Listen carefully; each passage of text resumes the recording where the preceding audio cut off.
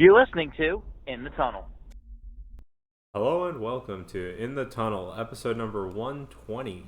Yep, we are back in whatever a studio would be for us together again. Live in the flesh. Live in the place in which a door is behind us. Yo. Yeah, so we have a decent amount of stuff. We're gonna talk baseball for I think the first time this year. It's getting to the point where baseball is becoming more relevant. And by relevant we mean it's the only thing left. But of course we want to delay that as much as we can. So the first thing that we are going to talk about is college football. The new college football video game coming out. College Football 25, the revival of the series, in which we haven't had a game since 2014. I feel like you never played that series. I don't think I played the 2014 one, but one of the earlier ones. Okay. I think, yeah. I never had the 2014 one. I didn't have really anything considered current or next gen at that point in time, and didn't really get to touch the game until I was a freshman in high school. I think my roommate had a copy of, I think, 13, and that was the last time that I played it. But now that we're in the age of NIL, the game is coming back. I think the structure here was $600 was paid to each college athlete and a free copy of the game. So I mean, sure. I think at the end of the day, this is one of those things where it's not like State Farm where they're trying to sell, something that doesn't reap any kind of entertainment value for them. They're not trying to sell a car or anything. I think a lot of players for this game do this because even NFL players play Madden, even NBA players play 2K, and now because of that, and especially when you're at the college age, when you're in college, the social circles on campus, if you're a guy, maybe not. You don't know in terms of the video games I played because I'm a sports game guy. Yeah. You kind of play Valorant, Rocket League, stuff like that. But for me, sports games were my roommates at UNCG. It was always playing 2K. Mm-hmm. So I feel like if you're in Alabama, Michigan, those kinds of schools, and you're a student, this is going to go extremely hard for the kids on those campuses. I know I saw that Auburn is doing free copies of the game. I don't know if it's free that they're giving away free copies to their students, or if it's they're allowing the students to go to some community center on campus and play it for free. But it's a big deal for colleges. And I mean, my only problem with this type of genre where you have the sports games every year, it's okay, I like NHL, right? Yeah. I like the NHL games, but I don't if I buy it one year, it's quite a few years for me until I buy another one. Because we differ in that I'll buy 2K every year. I think it's a different conversation, but 2K this year sucked. It probably won't prevent me from buying it next year, but I think one of the beautiful things about the college football game is the component of nostalgia. Yeah, fair. They obviously didn't create this gap because of a desire to. It was that college sports went from a landscape where people wanted to be paid, but there was nothing that enabled them to be paid. Uh-huh. And then 11 years later, we have now established a system where NIL is just, comfortably there for most people, except for school legislators in some areas. So the nostalgia of it, the fact that the 2014 game was still being played by people because it was the last thing that they could hold on to. Mm-hmm. It creates kind of a beautiful thing here. And I mean, to be fair, right? Like, I actually see like the year versions of like college football being more relevant per se than the year versions of like professional sports, because like college is the one place where rosters kind of just like flip-flop because of like graduating seniors and stuff like that, and transfers, right? So like I do see like that appeal of like, you know, the year format of game, but especially like, we can get into like the other like professional games at a later date, but like NBA, right? You have like cards now, or is that MLB where you? Yeah, the my team and stuff like that. Which, you know, I think what's going to be different. Like, I don't know all the game modes.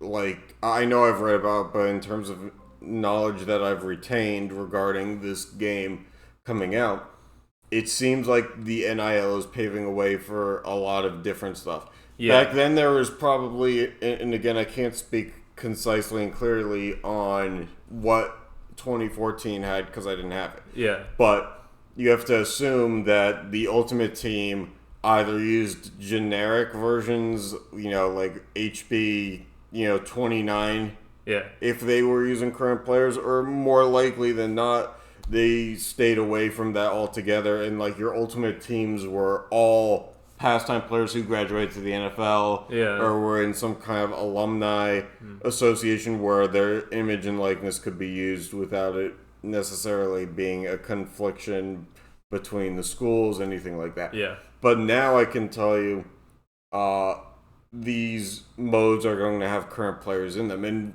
how thrilling that kind of is, because if you're represented by a small school, like,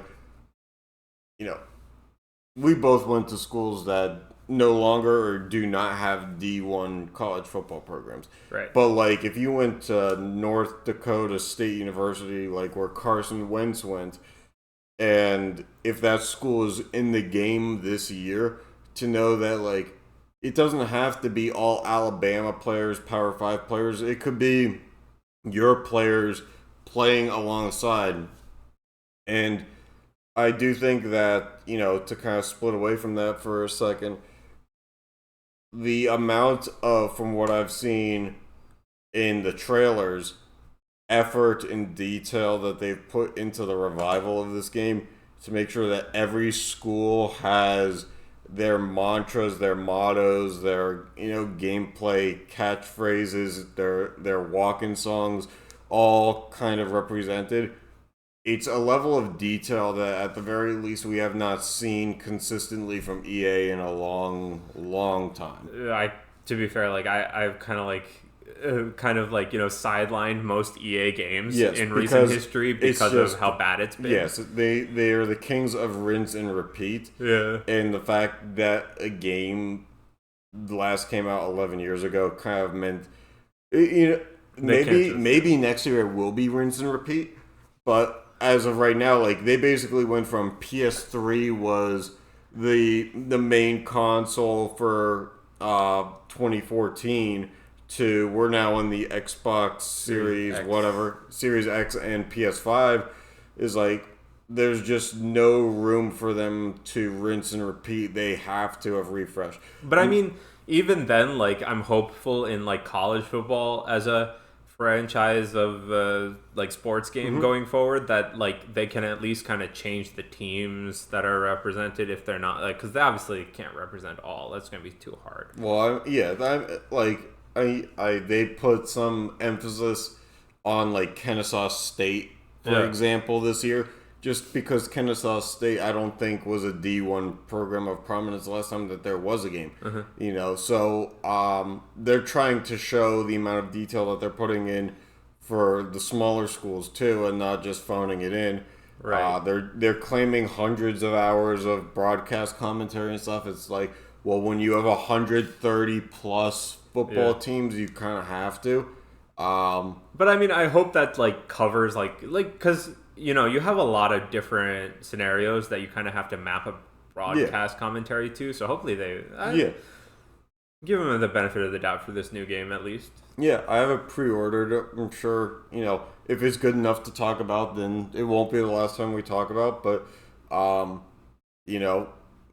just seeing how everything looks right now, it is worth some hype. Being a Pitt fan, every time there's a turnover, they bring out like a mini basketball hoop. Yeah. They dunk the football into the basketball hoop. That's in the game. Nice. For my girlfriend who went to University of Washington, they run out on the field and they run out with a dog, a husky. That's in the game. Cool. And it looks like they've really taken some strides seriously, and Lord knows how long this game has been in development. It could have been that they started this as soon as NIL passed, but only now is it officially getting to the point where they were comfortable enough to release it. But it's a very interesting thing to monitor. Yeah, so I mean, again, I hope it's good, because EA has just been kind of cruising by into mediocrity, in my opinion. Yes. So with a new, even though it's a revitalized, it has to be pretty much new title series. So with this comes the question of, we used to have both 2K and EA doing college basketball games. We used to have, it was significantly longer ago, but there was one or two college baseball games out there too.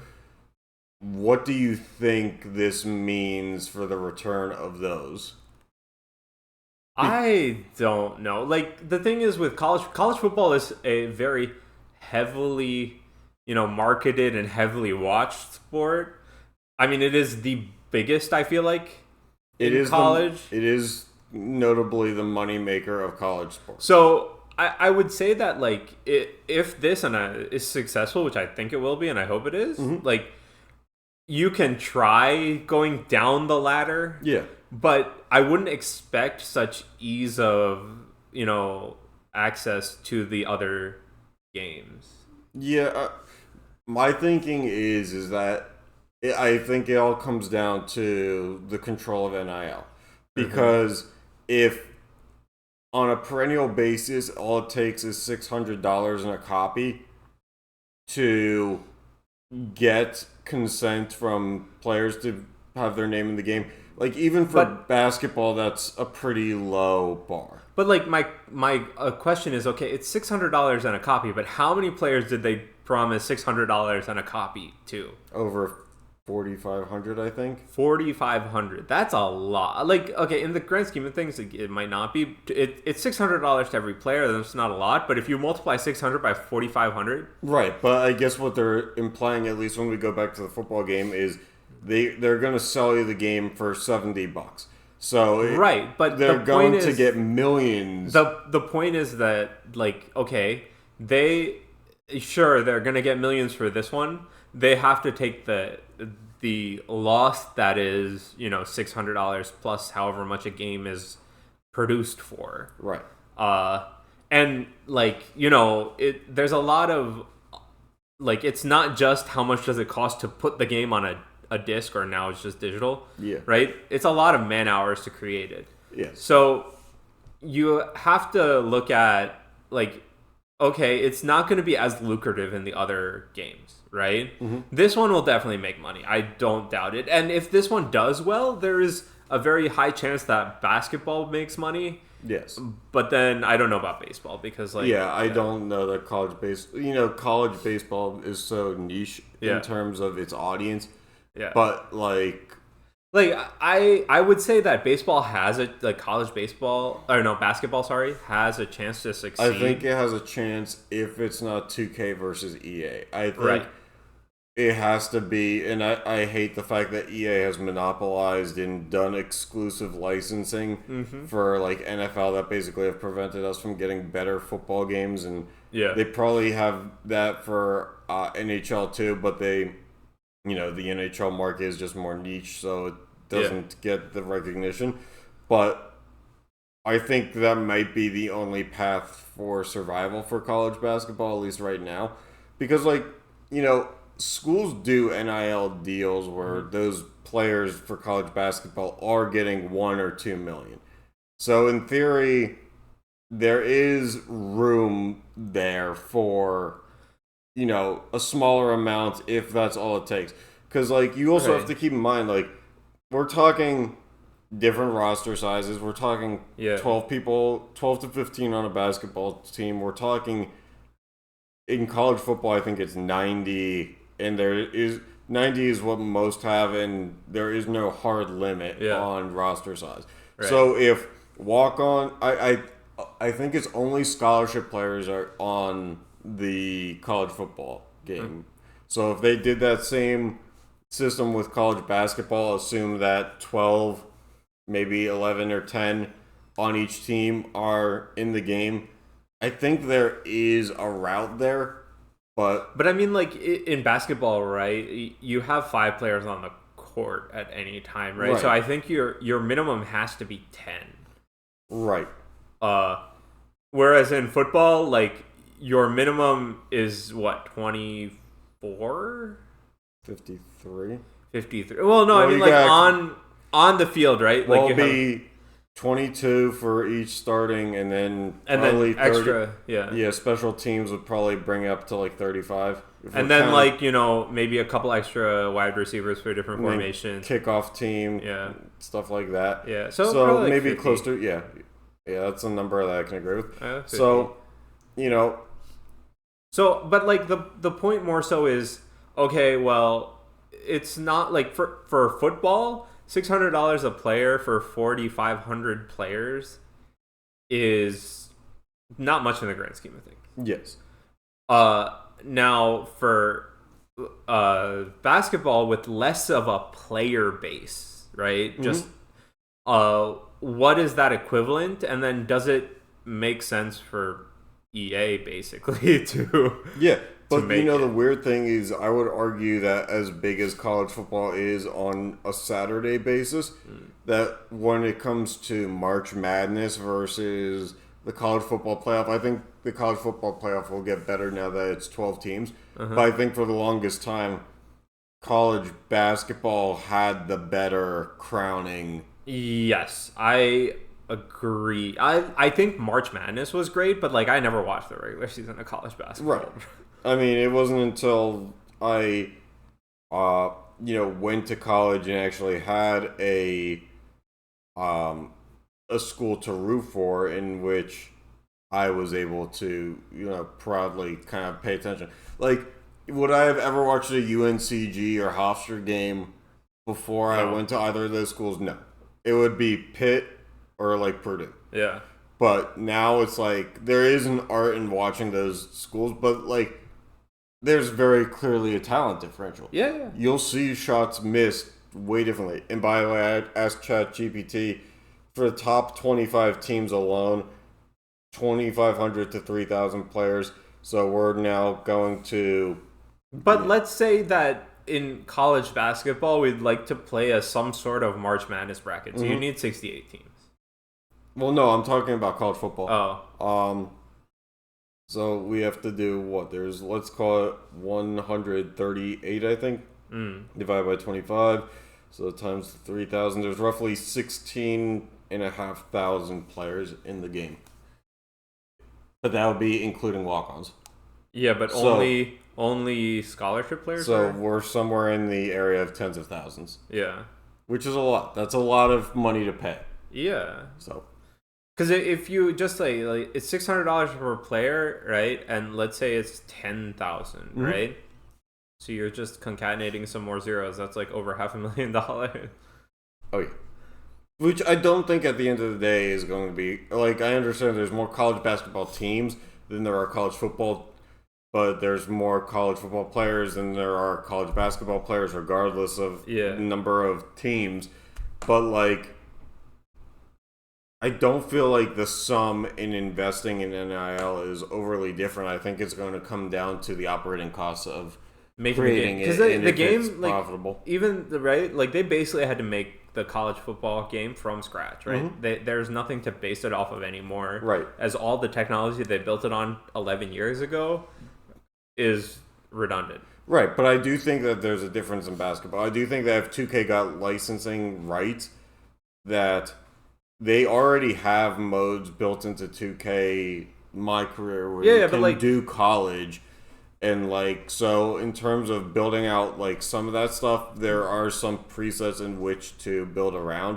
Yeah, but, like, if I were to see... They would have to do school-exclusive, exclusive kind of stuff, like... They'd need the commentary all over the again. The environments, the assets. The courts, right? And if I'm seeing a new college game, I would really want to see a March Madness type bracket kind of play out. The NCAA did have one that was kind of an add-on game back in the day where it was just purely March Madness.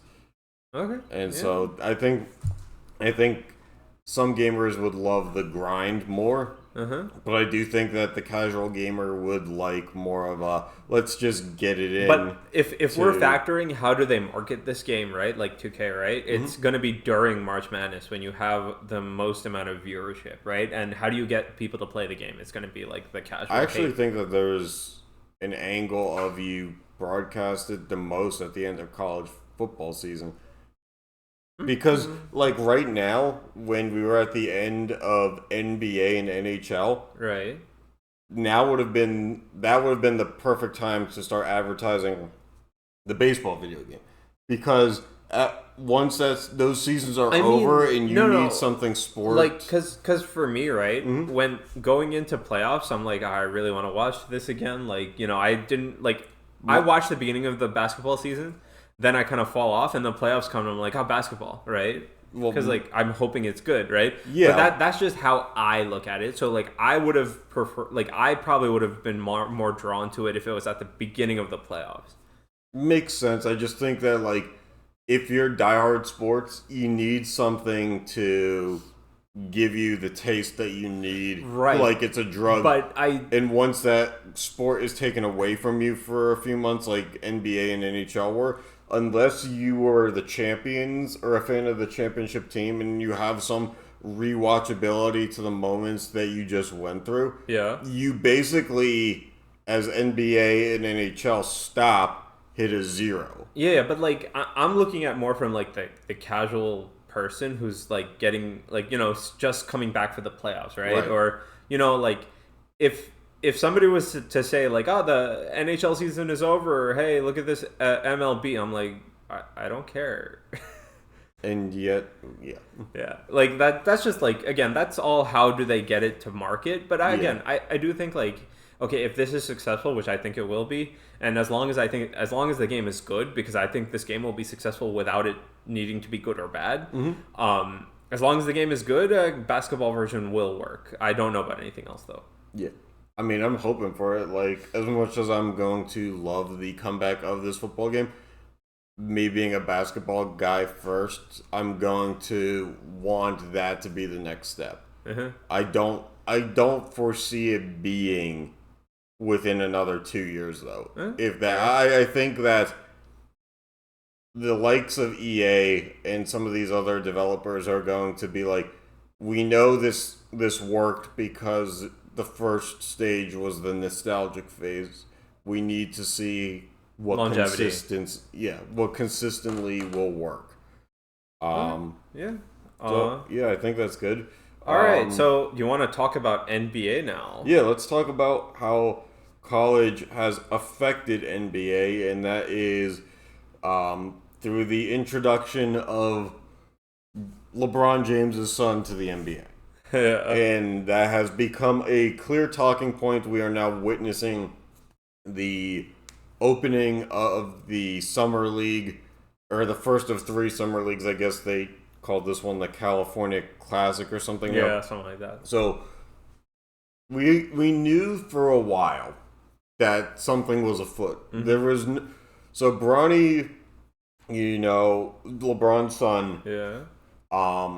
Unfortunately, don't wish this on anybody, had a bit of a cardiovascular injury Yeah. that sidelined him, and obviously the recovery of that was way more important. He still ends up at USC as a highly recruited freshman. Yeah. He still ends up playing a majority of the season to the likings of 4.2 points per game, 2.8 rebounds, I think, and 2.1 assists. He, to set the scene and keep the story going, at the end of the season, enters the transfer portal. A lot of people think he's going to Duquesne here in Pittsburgh because the assistant coach who became the head coach is LeBron's coach, one of LeBron's teammates in high school. And so Duquesne's a system that has family ties to LeBron. No one takes it seriously that Bronny's actually going to do anything other than test the waters and go back to college. Yeah. He does not.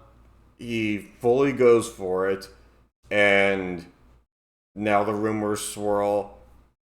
Bronny's going to be a first-round pick because a team like the Suns is going to invest one of their very few first-round picks in an effort to try to lure somebody like LeBron at the end of his career, and provide the Ken Griffey father-son dynamic. It ends up being that nobody's actually going to touch, Bronny with a first-round pick. Very clearly, it's going to be second or undrafted. Yeah. The odds shift heavily to that. Bronny's represented by the same guy who represents LeBron. Fair enough. So Bronny has his agent says in the second round, do not draft Bronny unless you're going to give him a guaranteed roster spot in the NBA. Otherwise, he's going to go to Australia for a year. As the second round goes on, they're saying to teams, do not draft him. Just let him go to Australia. So 5 picks before the end of the draft. Wouldn't you know, the Lakers jump in and take Bronny. They give him 4 years of a guaranteed contract at the NBA level, which is significant because last year's 55th round or 55th overall pick got $560. Yeah. Overall on a 2-year, 2-way, I think, deal. Leaving somebody else, at this point in time, it's not necessarily that we're saying it's nepotism in the fact that very clearly there's some pulling the strings here. Yeah. I agree. The problem is that as worthless as second-round picks have become in the NBA, somebody else's shot was taken away. And, very clearly, this is what everybody for months expected to happen if Bronny went to the NBA. The problem with it is that it's not only he gets drafted in the spot he does, it's that he's being catered to like he's a first-round pick who's actually done something. Yeah, I mean, they at the end of the day, I don't see much of a difference if you're a second-round pick or undrafted. Yeah, and I think we're seeing that in the summer league. I hate to make it Pittsburgh, but there was a guy who went to Pitt, shot 42% from 3, which is ridiculous in college. Yeah. Average 18.5 points per game, all ACC first team. He gets undrafted. He goes to the Lakers on a 2-year, 2-way deal. Yeah. First game of Summer League was yesterday. That guy went 5 for 7 for 3, scored somewhere between, I think, 18 to 21 points in 17 minutes. And Bronny did exactly what his college stat line was, which was 4 points, 2 assists, and 2 rebounds. And social media is buzzing not about the guy who went for 18 and shot 5 for 7. They're buzzing about the guy who went 4, 2, and 2. Yeah. And it's like, at the end of the day, that draft pick probably meant some money to somebody. Yeah.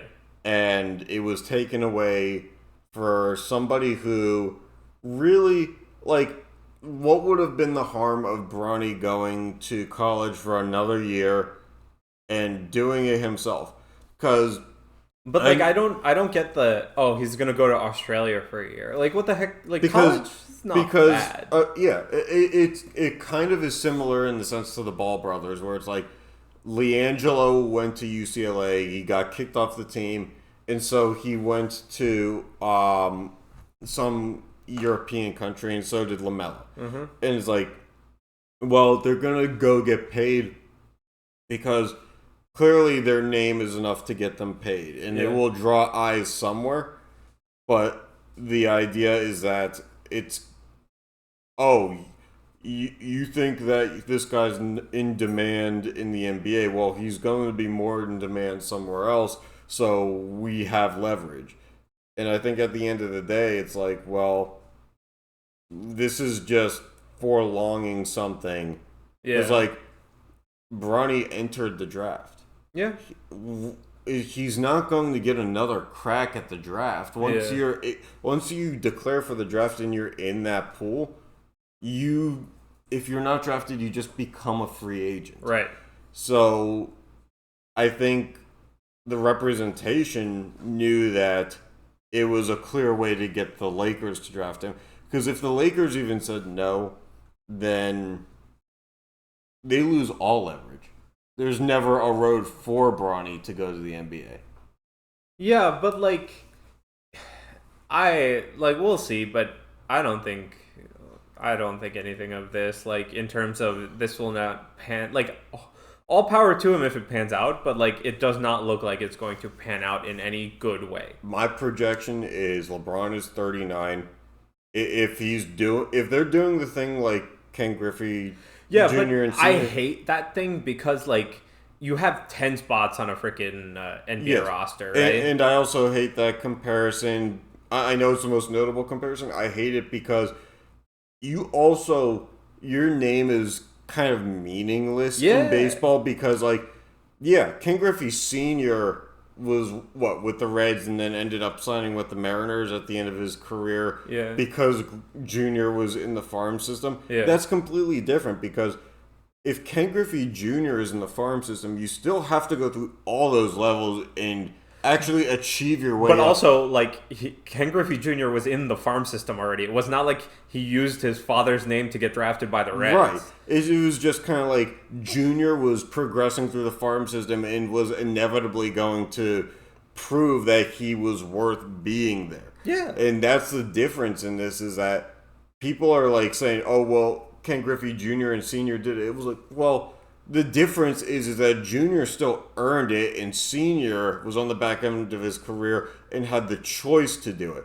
Right. This is completely different. This is Jr. is handed the keys to the car despite the fact that he doesn't have a permit, he doesn't have a license, he never even took the driver's test, anything like that. Yeah. And it's like, well, why wouldn't he be able to drive? It's like, well, because nobody taught him how to. He hasn't shown, he never put out the cones and did the parallel parking or anything like that. He hasn't shown anybody a capacity to perform at that level. So why would I trust that he can do that?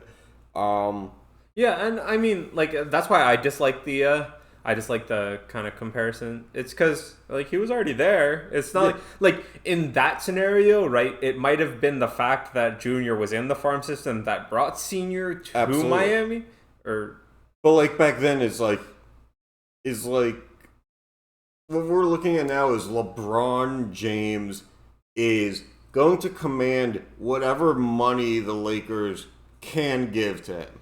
Where at the end of Ken Griffey Sr.'s career, first of all, the guy just wanted to play. That team, the Mariners, were building, didn't need him. So, the money probably wasn't heavy to get him. Nope.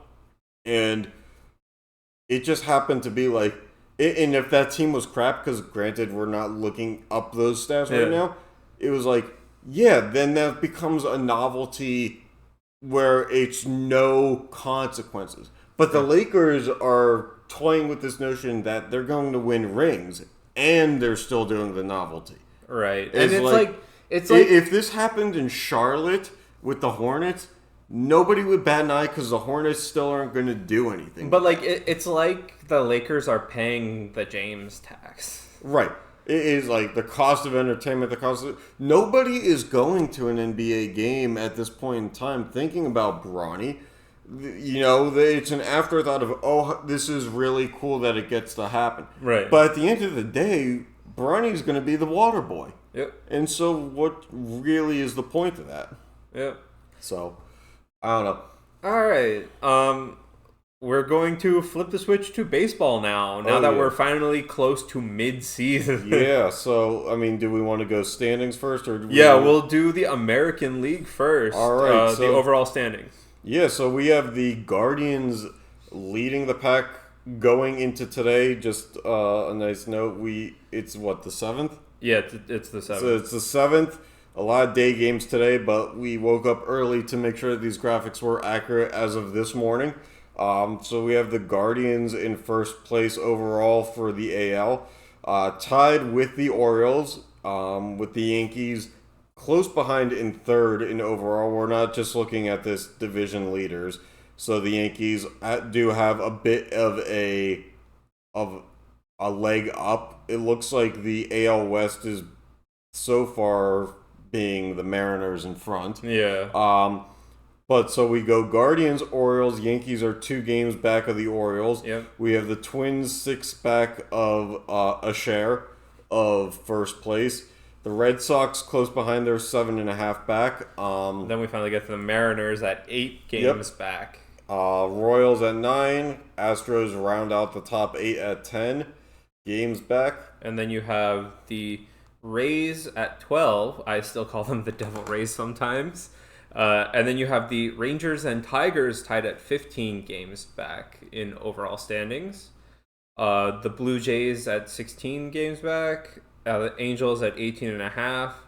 And then the Athletics and White Sox rounding out the bottom of the standings at 23 games back and 31 respectively. So, you know, of these teams, not to touch on the Athletics first for the reason of them being disappointing, because we kind of knew what they were. Yeah. But they did start kind of hot on the season. Yeah. But, like, I wouldn't have necessarily thought that they plummeted as hard as they did until we were making these graphics last night. The White Sox, like, I went to a White Sox game earlier this year. I don't know what's going on there. Because, like, the one game I saw, they won. But they seemingly have gone very long stretches without said wins. Yep. But I think the talking point here is the Rangers. Like, we knew that the Rays were probably slated for a bit of a decline. The Wander Franco thing last year really took some of the air out of where they were looking to go. Because they had Wander locked up for, 10 years? And like, the trajectory was built around him. They had good pieces. Now it seems like they have decent pieces, but everything else in which they had to build around has crumbled. Yep. But at the same time, they're in better standing than the Rangers. Now, we're talking about last year's defending champs. We're talking about a team that had really high draft picks, despite the fact that they flipped and turned around and won the World Series. So they have the likes of Wyatt Langford coming up, who I think has made his presence onto the MLB roster this year. Mm-hmm. And yet they're 15 back of first. Yeah. They didn't really lose a lot of pieces either, so... I mean, like, it's just like, you know, we're halfway through the season at this point, a little bit more in some cases. And we'll see what they could do in the latter half where things really start heating up. Yeah, I'm curious. Their record appears to be, well, ChatGPT decides it's going to search 42 and 48. Mm-hmm. Not great for them. I mean, it's always weird to look at it when it's in the presence of, you go from World Series champion to we're more than halfway into the season and you're under 500. Yeah, I mean it's 6 games under, but like still, it's not where you want to be coming off of. Yeah, I think the AL West, unfortunately, is just going to be a decoy when it comes to playoff time, because like as much as the Mariners are seemingly in the hunt, they always seem to fall out or just not last long enough into the playoffs to really matter, and they're the team that notably is ahead right now. The Astros, I guess, could make their way back into the picture, and with how they develop players, I wouldn't throw anything past them in their ability to do that. Yeah. I just don't know that they're as fortified in their quest to do so as they had been. Yep. So it seems to be like a punching race between the Orioles, Yankees, and Red Sox, although even now the Yankees are kind of slumping and they're still only 2 back out of being in the lead. Yeah, but I mean, you got the Orioles at the top. I think, like, I mean, even though Boston is 7.5 games back of overall standings, like that roster doesn't look like it's built to necessarily. Like, I don't understand that talent only gets you so far, but Boston, I feel like, is trying to play their version of Moneyball, where I think only Devers is on his own a huge contract. Yeah, and so they have a lot of guys who are like from the farm, and kudos to them, it's working, but like it's not notably working. It just kind of is silently working. So we'll see how far that gets them, because compared to the Yankees, you'll never know a Yankee who kind of went about success quietly. Yeah, like that's just how it's portrayed. Yeah. So you want to shift over to the wild card and just stay on the AL? Yeah, let's do that. All right, so we have the Yankees leading that wild card chase. They're 5.5 games up on the second place Twins that are 1.5 games up on the third place Red Sox. So the third place Red Sox are break even right now. Yeah. And following them as we have the Royals at 1.5, Astros at 2.5, and Rays at 4.5 games back of them. Mm-hmm. I mean, like, how we have in the overall standings, right? The top teams, like the Yankees and the top 2, are quite far ahead of the rest of the pack, really. Yeah, and right? The Royals for a while there were at least 10 or 11 games above 500. It looks like they're down to just 5 games over 500. And they did acquire a heap load of guys in the offseason.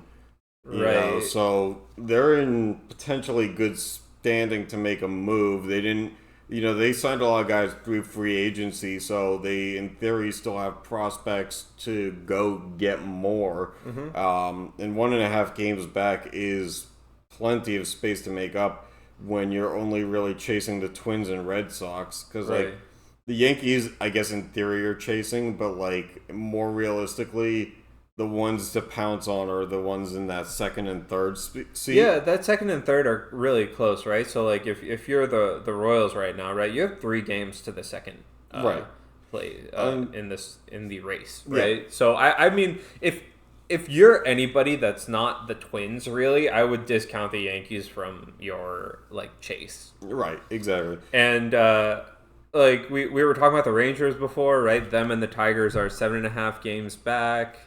You have the Blue Jays at 8.5 and the Angels at 11. I really don't think the other 2 teams need a mention because they're quite far. The fact that the White Sox are within 30 games is kind of incredible.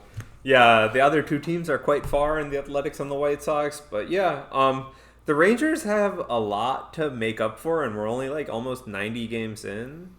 I think they are 90 games 48 in. and 43, or 42 and 48 would be 90. Yeah. 90 games in. So they have 70 games to right now make up 7.5. And 72, right? 162? Yeah. A little bit of rounding. Yeah. Yeah, so I mean, it's not insurmountable right now, but like if they let that get to double digits, it's going to be tough. Yeah, it is. Yeah, I mean, I don't know. For me, the only teams I'm like rooting against here are the Astros.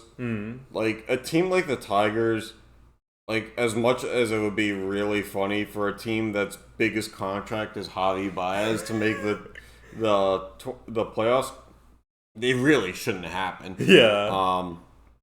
And it's a shame because they have good pitching now, and they have decent young players, but I just can't get behind a Javi Baez-led team making some noise at this point in his career.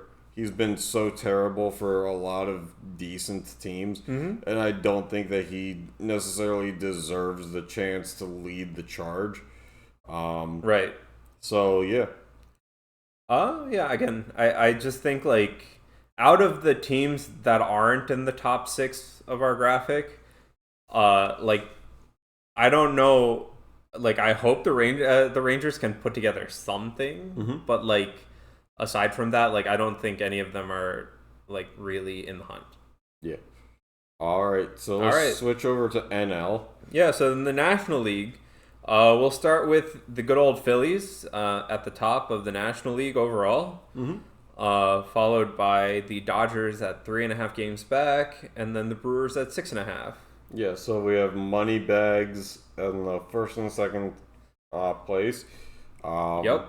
And then we have the Brewers who kind of do it on a budget, like a mixed budget. The Braves are in fourth with 9 games back, but that's because their offense just has not really shown up this year. That seems to be the consensus.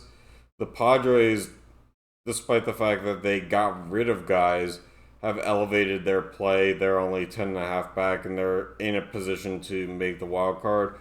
Then we got the Cardinals, Diamondbacks, and Mets all sitting in the pack. Yeah, Cardinals are at 11.5, and then the Diamondbacks and Mets are tied at 14 games back.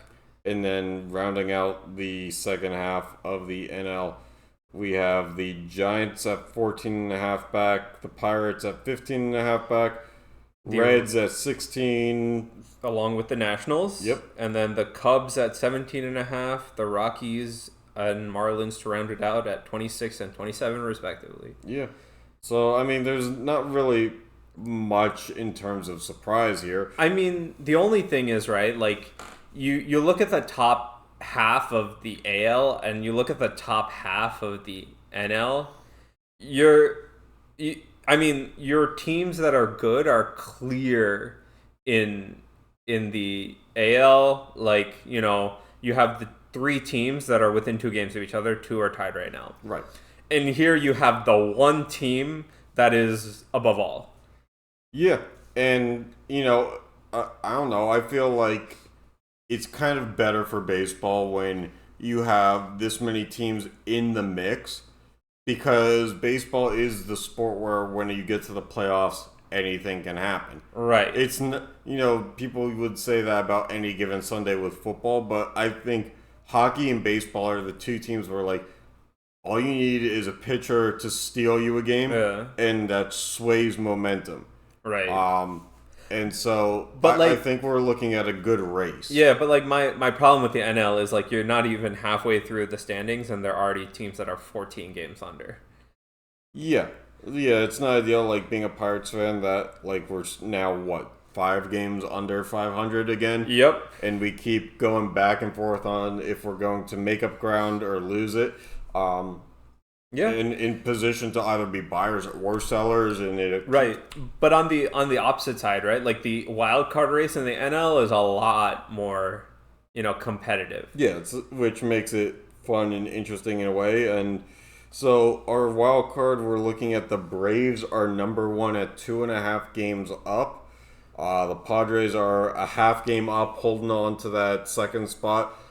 The Cardinals are currently occupying that third spot, despite the fact that they were really bad to start the year. Yeah, and then you have 2 teams at 2.5 games back. They were tied in the overall standings, the right? Diamondbacks and Mets. And followed that by the may Giants. have since changed with the Mets winning today. Yeah. The Giants at 3 games back. The Pirates at 4 games back. Hard to believe that probably isn't 5 games now. Yeah. The Reds at 4.5. The Nationals at 4.5. The Cubs at 6. And then I really don't and think then we don't need to mention the Rockies and Marlins. But, like, my thing is, right, I actually see, like, any of the top 10 teams right there can make it. Because between the Cubs and the Braves, that's 8.5 games. Yeah. 8.5 in, 70-some games? Yeah. Is... Something will move. Yeah. And I think the fact the Padres are only half a game up. Like, not that the Braves won't eventually have a streak where they go cold, like every team does. But the Padres only being half a game up, despite all the luck that they've had. The Cardinals have, like I said, been horrible, and only in the past couple weeks kind of hit somewhat of a stride, and so they occupy that last spot. But once you get into the boxing match that is the Reds, Pirates, Cardinals, and Cubs, all within 4 games of each other, really. Except, I guess Red Pirates National. The Cubs are 6 games, so like, yeah. I know for the Pirates, they haven't played a lot of these teams. Like, they haven't played the Reds or Cubs a ton this year. Yeah. So conceivably, there's going to be more of a boxing match in the second half and jostling for position. So we're still looking at the NL Central will make some kind of move, whether it's the Reds, Pirates, I doubt at this point because they just can't get over 500. Cubs or Cardinals will maybe keep it, but like a lot of these teams in the NL Central have tried to jostle to get more talent and put themselves in a position to take a step forward this year. So it's hard to believe that the old normal casting crew of the Cardinals are going to be able to keep holding this reign. Right. And I think that's the most annoying part as a Pirates fan is that the Cardinals looked to, when they had Pujols last year, was the sign that, hey, we're going into a rebuild. Yeah. This is the novelty phase. We brought back Matt Carpenter. We brought back Pujols, Brandon Crawford. We're investing in older guys so that they can play out their twilight. Yeah. But here they are in the mix. Yeah. And, it's going to be a good NL race, or at least it's shaping up to look like a good NL race. But we're, again, as we've said, over halfway through the season, so guess what that means? Home Run Derby. All-Stars. Yeah, so we got our logo, we got our jerseys for the All-Star break. And can I just say I really just like that? And can I say that, we have to talk it's very clear that at this point the MLB switched to putting the All-Star jerseys into the All-Star game for money grab. Yeah. Which, to no fault of anybody's to do that, because the NBA All-Star game does that, the Pro Bowl does that, the NHL All-Star game does that. But at one point in time, all these leagues, the NBA used to be your own jersey. Yep. So did, I think the Pro Bowl was the only one where it wasn't. Yeah. Did hockey? Hockey did their own jersey for a little bit. Yeah, but they switched in the 90s, I feel like. They switched pretty early. And so, the NBA switched in the, 2000s. So a lot of our generation, our childhood was with these team jerseys. But baseball always kind of stayed with the represent your own team's colors. Yeah, now they only wear the cap. Now they don't. Well, no. I don't think they even do that anymore. They don't wear the cap. Oh no, they have their logo on the cap. Yeah, you have your own logo branded into the same theme. Yeah. Which, admittedly, the hats aren't as bad as the jersey. No. But I get they went Texas theme because Texas is that's the such host. A cop-out Texas theme, not gonna lie. Yeah, they really just smacked a Midwestern font on there. Yeah. But going creamsicle color, never a great look. And they really did that the AL. That AL jersey is like a travesty. They did the AL bad. NL jersey is like okay. The NL jersey is kind of like the Cubs City Connect, where it's dark blue and light blue, and it's like it can work in the right setting. The font still sucks, but it's like okay, I guess. Yeah, it's like a 4 or 5 out of 10. Yeah, the AL jersey, it's a travesty. Like I'd give it a negative really 2. Bad. Like I'd give it a negative 2. I get that you do this for the colorblind because when you're broadcasting the game, like you have to have contrast, but like you didn't have to design a jersey in a way in which there is an actual winner and loser just when you step on the field. And they really did that, and they made it really bad. Yeah. So yeah, I don't know. I think like maybe we're just older now, and we're trying to be nostalgic, and a lot of Twitter is our age too. I mean, like, okay, I just have a problem with these jerseys, right? You look at the Seattle ones last year were nice. Seattle, like those were great. Although the problem with the Seattle ones is that Nike admittedly was like, well, we used this All-Star weekend to create the jerseys that we all have now with the smaller font and everything. It's like, okay, but nobody gave a shit about the All-Star game jerseys to that extent. Yeah. Like, that's the one time where you're focused on the front of the jersey and not the back. Yeah. So, yeah, Nike kind of left us in a bad scenario with that one. Yeah, but like it's like, do I avoid watching any of the All-Star Weekend shenanigans so I don't have to look at the travesty that is the American League jerseys?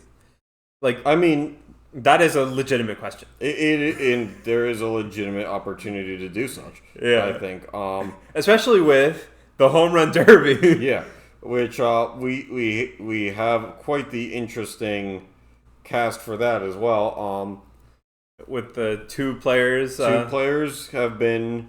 Let's go with selected. the good one, or the at least more accepted one first. The more like actual home run derby fit. Yeah. So and let's prefix this with Shohei Ohtani decided not to. Yes, correct. Because Shohei has either somewhere in the neighborhood of 25 to 35 home runs. Yeah. Which is by all means ahead of the pack. Yep.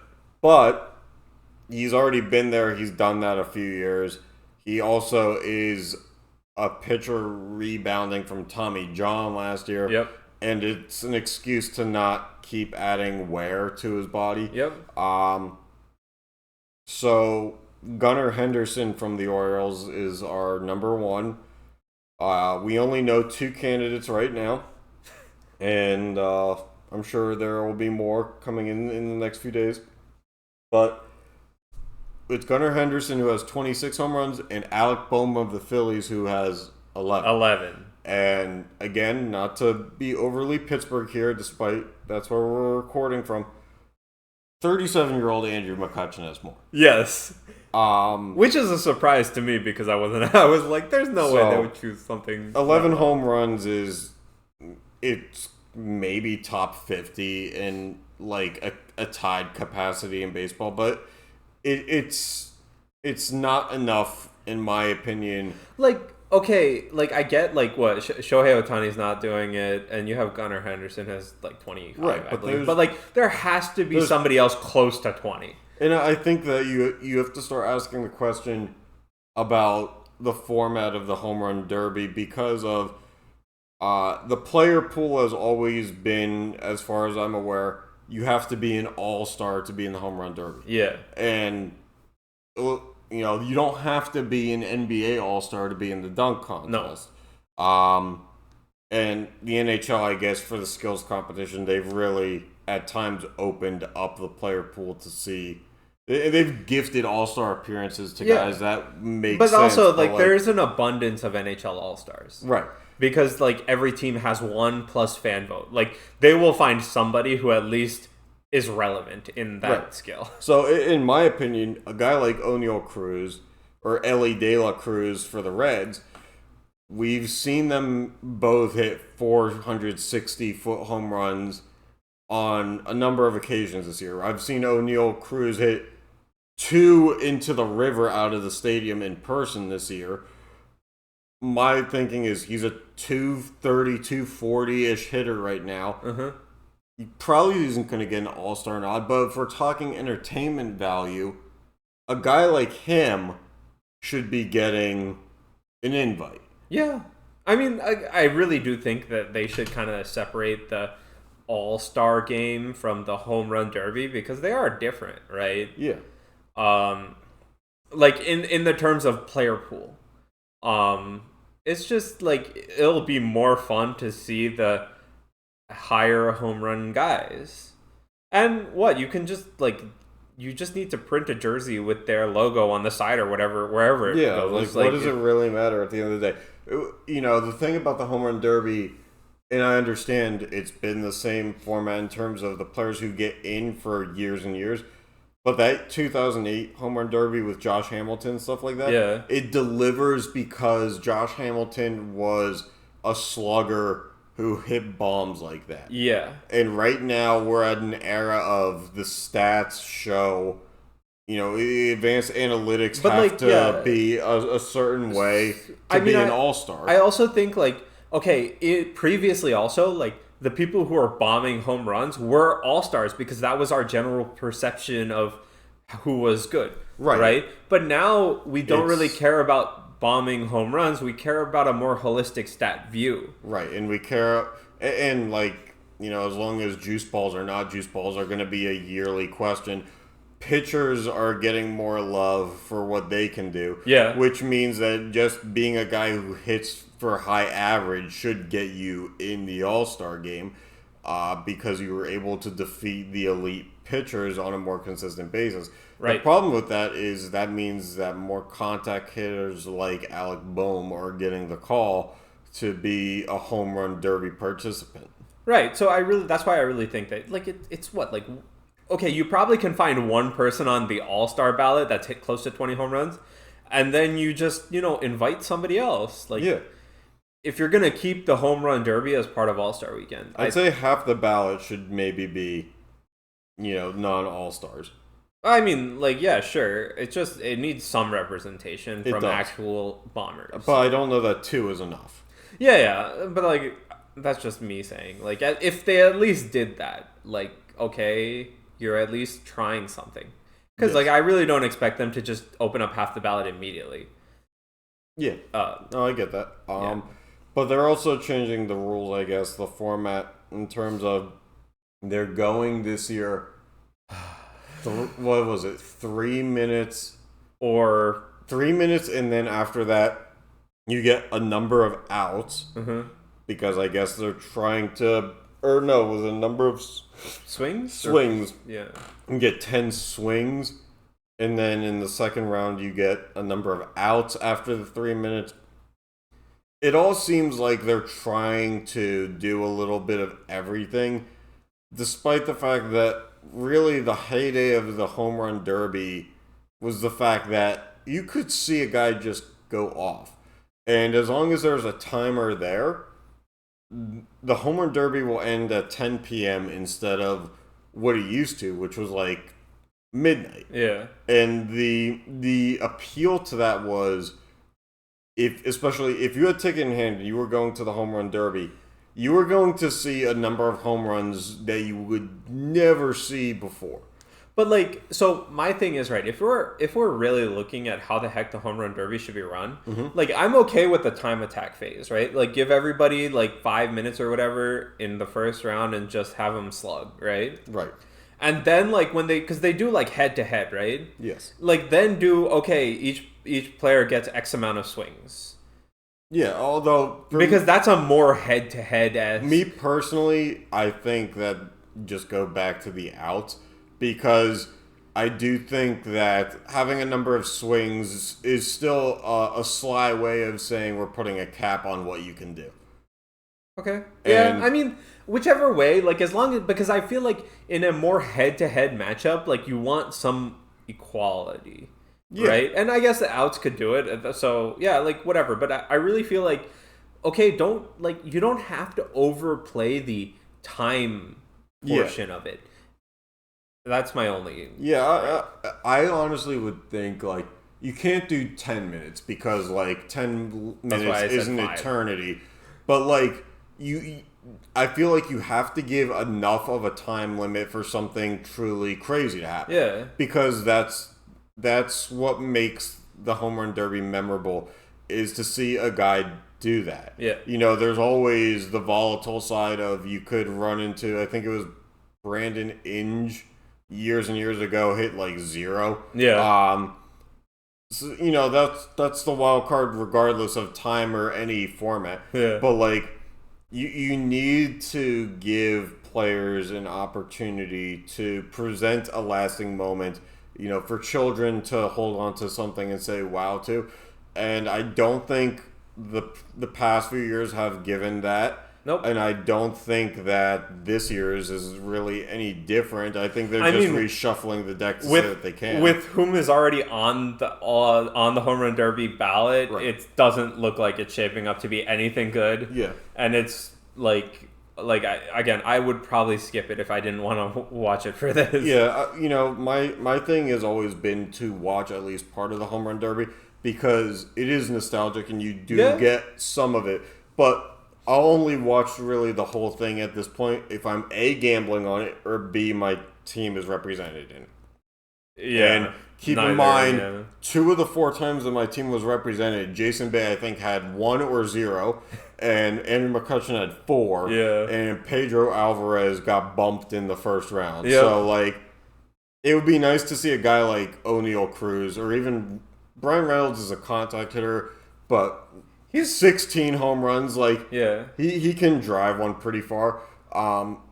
So, I don't know. For me, it's about representation, and then if your team gets in it to be like, all right, you have 3 minutes, is like, well, we already see Vlad Guerrero Jr., we already see Ohtani. This is a platform kind of, I'm not saying that those guys shouldn't be in it, but this is a platform for power talent to be showcased regardless of if it's the most notable name or not. Right. And 3 minutes seems like an awfully short window of time to prove that you belong on which that is stage. why they do the plus swings or plus outs after, I guess. Which is like, that's just too complex. Yeah, it's a cop-out to say that they gave them a chance. Yeah. So I think it's time for a redo in the sense of out with the new and with the old a little bit more. Yep. I don't know. Do you have anything else? No. I think that's all the topics we have. Yeah, that's all the topics we have. So, yeah. Thanks for tuning in, and we'll catch you next time. Unfortunately, not in person. Oh, yeah. Well, no, but yeah.